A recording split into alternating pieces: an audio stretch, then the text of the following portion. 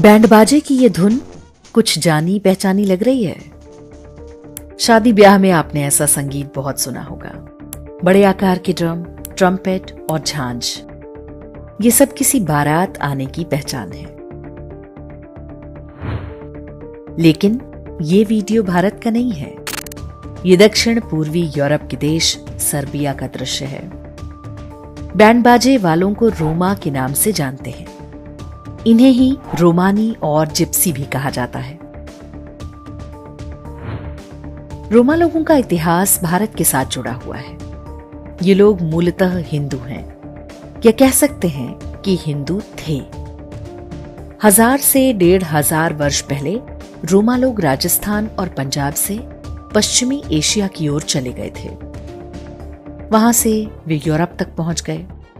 Europe में रोमा वो अंतिम समुदाय था जिसे ईसाई बनाया गया।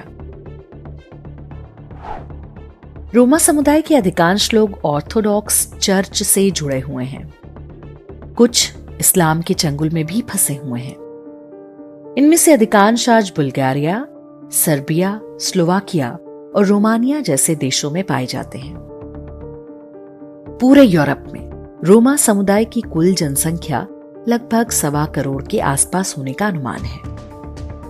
यूरोप ने रोमा समुदाय से उनकी धार्मिक पहचान भले ही छीन ली, लेकिन उनकी जीवन शैली में आज भी भारतीयता के चिन्ह देखने को मिलते हैं। रोमा लोग पारंपरिक रूप से माता काली की पूजा करते हैं।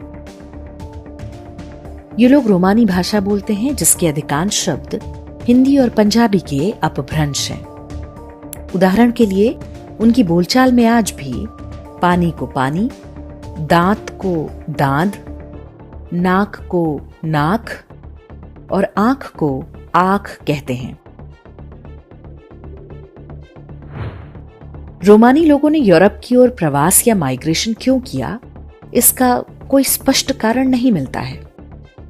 वे बड़ी संख्या में यूरोप तो पहुंच गए, लेकिन वहां पर उन्हें सदियों तक गुलाम बनकर अमानवीय परिस्थितियों में रहना पड़ा। ये समुदाय यूरोप में चर्च द्वारा प्रायोजित गुलाम प्रथा का सबसे अधिक शिकार बनने वालों में से एक था। द्वितीय विश्व युद्ध में यहूदी या जूस पर अत्याचारों की बातें तो बहुत होती हैं, लेकिन कम लोग जानते हैं कि रोमानी लोगों को भी वैसी ही यातनाएं सहनी पड़ी थी।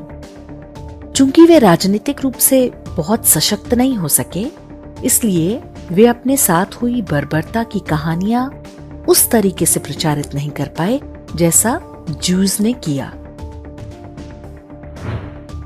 हिटलर ने लाखों की संख्या में रोमानी लोगों को गिरफ्तार करवा के यातना शिविरों में भेज दिया था।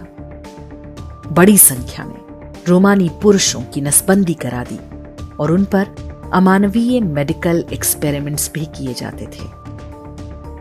आधिकारिक रिकॉर्ड्स के अनुसार सेकेंड वर्ल्ड वॉर से पहले कम से कम 2.5 से 5 लाख रोमा लोगों की हत्या की गई। ऑशविट्स में हिटलर के कई यातना शिविरों में रोमा लोगों की संख्या यहूदियों से भी अधिक थी।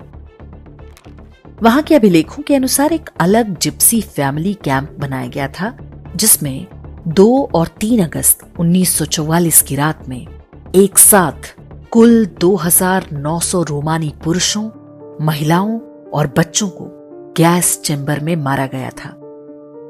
इस दिन को रोमा हॉलोकॉस्ट मेमोरियल डे के रूप में भी मनाया जाता है। ऐसी कठिन परिस्थितियों में भी यदि रोमा समुदाय के लोग अपनी संस्कृति को बचाने में सफल रहे, तो ये किसी आश्चर्य से कम नहीं। फ्रांस के सेंट मारी द लामे सिटी में रोमा समुदाय के लोग हर वर्ष बड़ी संख्या में जुटते हैं। यहाँ एक पर्व मनाया जाता है जिसका नाम है सारा ला काली। काली को रोमा लोग अपनी कुलदेवी मानते हैं। उन्हें देखते ही आप समझ जाएंगे कि ये वही काली हैं जो भारत में पूजी जाती हैं। बीते वर्षों में माता काली के रूप में कई बदलाव आ चुके हैं। चर्च की घुसपैठ के कारण कई जगहों पर माता काली के गले में मुंडमाला की जगह क्रॉस लटकाया जा रहा है।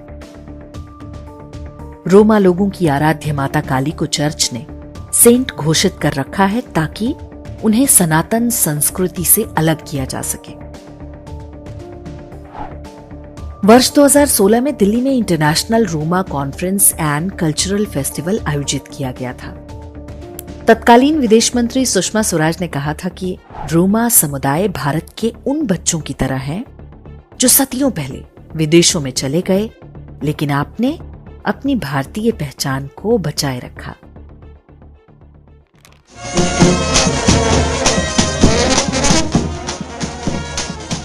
बीते 1000 वर्ष में भारत ने भले ही रोमा समुदाय को लगभग भुला दिया, लेकिन वे अपने संगीत, संस्कृति और रहन सहन में भारतीयता को बचाने में जुटे हैं।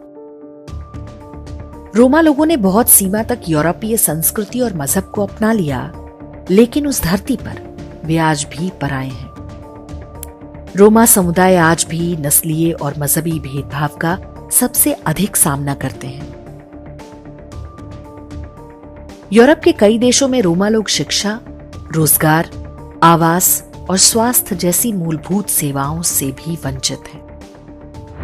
रोमा समुदाय की ये कहानी उन भारतीयों के लिए भी एक सबक है जो चर्च के झांसे में आकर धर्मांतरण को तैयार हो जाते हैं। 1000 वर्ष में वे रोमा लोगों को नहीं अपना सके तो चावल की बोरी के लालच में फंसकर अपना धर्म छोड़ने वालों को क्या ही अपनाएंगे।